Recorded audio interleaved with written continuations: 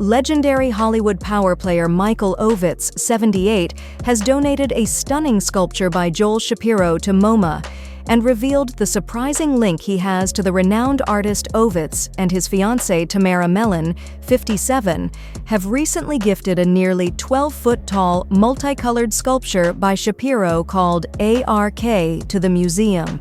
The dealmaker has been close to Shapiro, 83, ever since discovering they were cousins back in the 80s.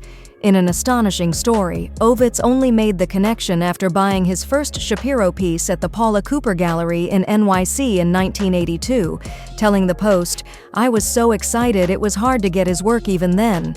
I went home to LA and my mom asked what I did in New York. I told her I bought a piece of sculpture by a young guy called Joel Shapiro. She didn't skip a beat and said, 'Oh yeah, he's your cousin.' I had no idea."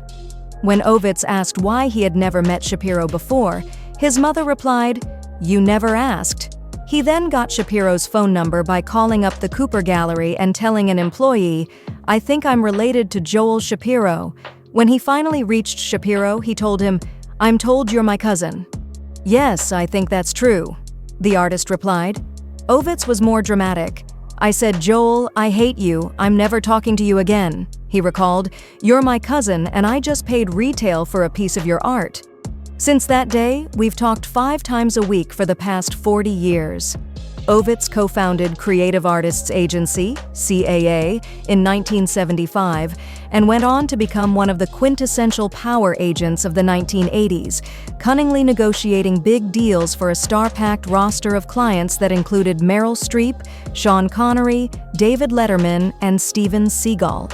He left CAA in 1995 to become president of the Walt Disney Company, but left the following year, with a severance package valued at $140 million, after butting heads with CEO Michael Eisner.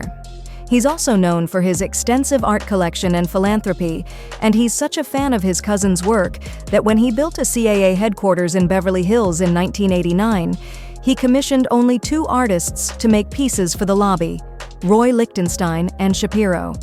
Shapiro debuted ARK last year at the Pace Gallery in Chelsea as part of his show, Out of the Blue. It was his first solo show at Pace in a decade. "It's the biggest wood construction I've ever made, but I think it's not monumental, it's within human experience," he told Forward at the time. Anne Temkin, the Marie-José and Henry Kravis chief curator of painting and sculpture at MoMA, said she has the perfect place for ARK. When Shapiro's work was shown at the Pace Gallery last autumn, the fantastic response that it had from everybody who has been following Joel's work for decades was really so enthusiastic, Temkin told the Post.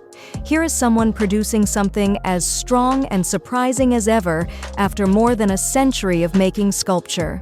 It was really joyful when this work was shown, and everyone agreed it was a real milestone in his work.